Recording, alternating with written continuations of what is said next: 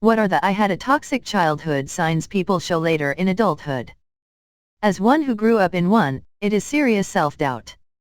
Never thinking I can do anything right or even doing anything at all. Growing up, my mom never thought anyone could do anything right except her, and I mean anything in that sense. If she asked you to get her a cutlery and rinse it before bringing, she would go back and rinse it herself, with the excuse that you missed a spot. It was really that bad. Even as an adult, I still get told I didn't do something well even though others have praised my ability to do that thing.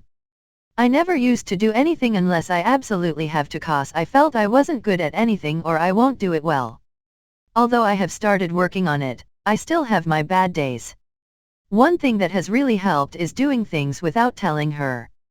Imagine applying for a job and even before you go for the interview you are already being asked if you can cope with a job. I just do my things and tell her afterwards. This has really helped me in some weird way.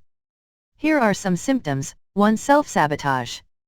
Being afraid of being successful, getting intimate, or showing vulnerability. 2. More likely to submit to peer pressure or abusive relationships, or more likely to isolate themselves because they think they aren't worthy of your attention. 3. People that get angry very quickly or different ways in which the individual gets overwhelmed easily. 4. Substance abuse. Being afraid of other people finding out about your successes because you think they'll mock you for them. My dad always does, so why shouldn't everyone else? Clinging to people because you know that they are going to leave at some point. Completely unable to set proper boundaries. Extreme submissiveness. Severely low self-esteem. Anxiety and depression. Hypervigilance. Very sensitive to any sort of criticism. Mental illness in general. Very poor coping skills. Taking responsibility for other people's emotions and behavior. Being very sensitive to rejection and abandonment. Fear of maintaining relationships, occasionally dropping off the face of the planet when friends you really care about start getting too close. Number 1 is definitely apologizing for everything all of the time. Other stuff includes inability to maintain eye contact, failing to voice a stance on something, even if they know they're right, social anxiety, depression, self-isolation, etc. A really odd one I noticed with one of my friends was giving everything away or not accepting things. They'd always say, "Oh, I don't deserve this," or if I looked at something they had and went, "Oh, that's cool," they always offered it, saying, "Oh, you'd probably get more use from it no matter what." He told me he never really cared what he got because it was always taken by his family, so he didn't mind having nothing. Noticed the same behavior with a few friends and I, but couldn't understand if it the same reason or something else. Feeling suspicious or obligated when someone does something nice. When things are okay, or even more intensely good, there is a feeling of impending doom and waiting for the other shoe to drop. Always being positive and happy. Now I know some people are naturally wired to be upbeat, but some of us weren't allowed to express any negative emotions. If you're sad, you're ungrateful. If you're angry, you don't have the right to be. If you're depressed, you're making mommy feel bad. So we learned to turn off anything that might indicate there were major problems at home. Gotta keep up appearances. Meanwhile, you lose the ability to feel anything at all. Not knowing how to be comforting towards upset people or accept any comforting gestures from others. Good intention don't make up for the general emotional cluelessness. Depends on your definition of toxic. My upbringing gave me a habit of compulsive lying and a self-hate-based habit of self-sabotage. Others might have an inability to have conflicts without breaking down or an inability to express emotions and thoughts. Awkward hugs. It takes a lot of practice to get used to hugs if you didn't grow up with them. My boyfriend's family are all huggers and it was an adjustment. Oversharing. I was basically a feral child, so no one cared what I was doing. I told pretty much everyone everything about me just to have someone give a shit until I was 30. Unfortunately, now anyone who liked me telling them everything now thinks I hate them because I actually have some privacy. But now I can tell everything to my therapist and everyone else can practice minding their own business. I know in my case, and I suspect others too, watch for people who seem too functional. She aces all her classes, she smashes it at the gym, her home is always ridiculously clean, she excels at everything. She more than likely sets high standards for herself and then self-loathes when she doesn't meet them. She never feels like she's enough. My friend is a victim of this, and what I've noticed is that he never tells anyone if he is in serious danger.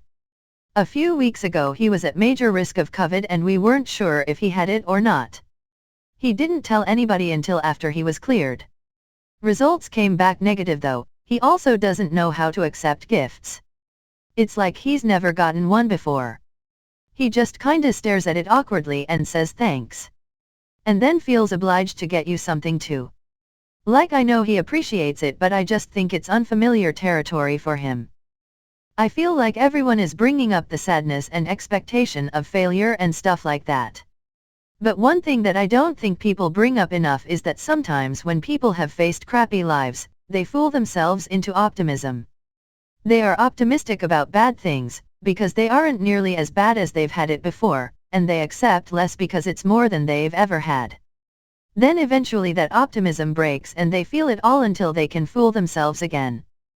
For me, it's not being a bother to anyone. I was told constantly I was a nuisance as a child. I was the last of 4, very big gap between my siblings and me, so much I barely know them. I know my dad wasn't happy to get another child late in life. Mom just bunked me in a boarding school and went on with her career. She was pretty amazing though, being such a go-getter in the 60s and 70s. However, neither of my parents really took to late parenthood, and I know I was not very welcome. Every time something came up about or for me, it was a huge deal and I was a nuisance for it. So now, I never bother anyone with anything in case they feel the same, and I really can't get past it. I can't stand being a nuisance. PTSD. Personal experience and actually diagnosed. I saw a couple in the supermarket buying a gallon of Neapolitan ice cream, chocolate, vanilla, strawberry. I am 42 fucking years old and started crying in the middle of a Walmart about ice cream. I had a flashback to all the times my mother bitched me out for only eating the chocolate side, but I was deathly allergic to strawberry.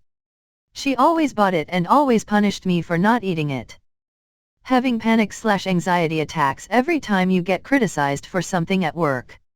I used to get yelled at for every little thing when I was a kid, and now if I get yelled at/criticized I automatically burst into tears. I can't help it.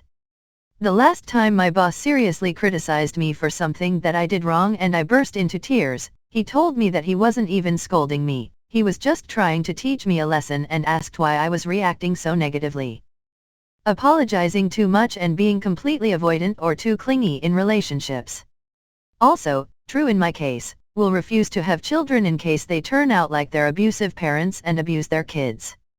The sad thing is most aren't, but it's how we see things. Not being able to trust anyone because you never had any privacy as a child. Lacking confidence to pursue anything you're interested in because you were mocked or belittled for anything you showed interest in as a child.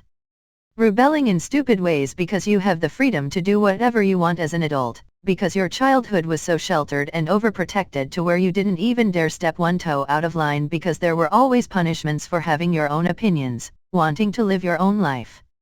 Seemingly sweet, loving families can be just as toxic as obviously abusive ones, in different ways. Not knowing how to value yourself. Trust issues, lack of visible emotion, not being able to read social cues, and not knowing the basic things taught to you by your parents. I've spent a lifetime thinking every accident/problem/error was my fault and panic, even minor things, and when it's not remotely fault. I still have the automatic mindset that I will be blamed and harshly punished. This makes it impossible to have a healthy relationship. Usually I can tell someone had a fucked up childhood if we are carrying a conversation and are actually able to communicate with each other in a relatable way. I've noticed people who had a real family and hope for some kind of future are so alien that we can't carry a conversation. It's like we could say the same words but they mean such different things that we are having two different conversations. I've noticed as I got older that a lot of my friends have had fucked up starts in life. It happened to me and I turned out fine. Mentality.